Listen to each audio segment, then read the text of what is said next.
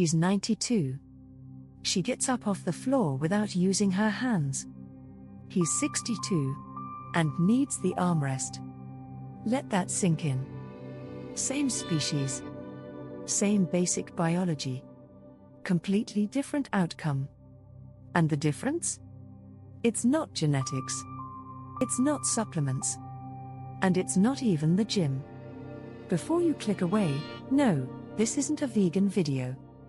And yes, people in Okinawa do eat fish. And even pork. This isn't about cutting out meat. It's about how they eat, how they move, and how they live together. And that combination? That's what keeps them strong into their 90s. Here's the uncomfortable truth. After 30, we start losing muscle every single year. By the time most people hit 60, that loss adds up fast. And it's not just aging, it's how we live. We sit more.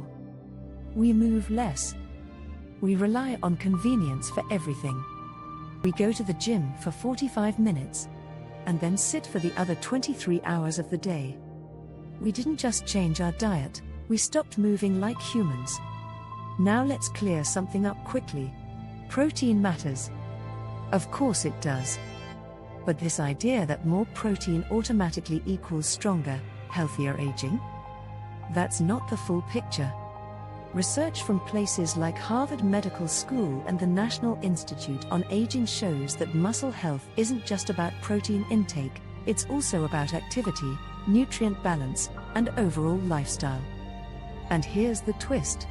Okinawan elders often eat less protein than people in the West.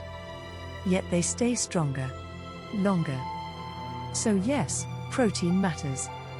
But it's not the main problem. Because by the end of this video, I'm going to show you the one habit they follow every day that makes everything else work. And almost nobody in the West does it. Section 1, Nutrition. So what do they eat? Mostly, sweet potatoes, vegetables, legumes and soy. And yes, also, small amounts of fish or pork. Fermented foods. It's not vegan. It's plant-dominant. Why it works? This kind of eating does something really powerful. It gives steady energy. It provides enough protein, without overload. And it improves how your body actually uses nutrients. Studies from the World Health Organization and Okinawa centenarian study researchers show that this style of eating is linked to lower inflammation and better long-term health. It's not high protein, it's high efficiency. What makes this relatable?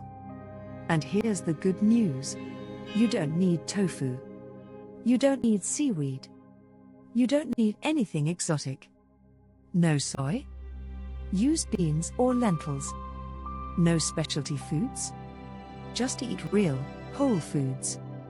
You don't need their food, you need their pattern. Mini action step. Start simple, replace just one meal today with mostly whole, plant-based foods. That's it. Section 2, Movement. Now here's where most people get this completely wrong. It's not about workouts. Okinawan elders don't exercise the way we think about it. They walk. They garden. They carry things. They sit on the floor and get back up again. All day long. They don't exercise. They just never stop moving. 3 movement pillars. Their strength comes from 3 simple things: getting up and down from the floor, carrying things regularly, moving for long periods, not short bursts. That's it. And here's the part most people miss. If you garden, clean, walk, or carry groceries, you're already doing this. You're closer than you think. And if getting off the floor sounds hard, use your hands. Use a chair.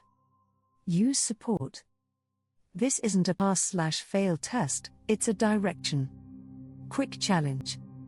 Actually, try this right now. Sit on the floor. And stand back up. Can you do it without using your hands? You can eat like this. You can move like this. But if you miss this next piece, you'll still struggle. Section 3, the missing piece.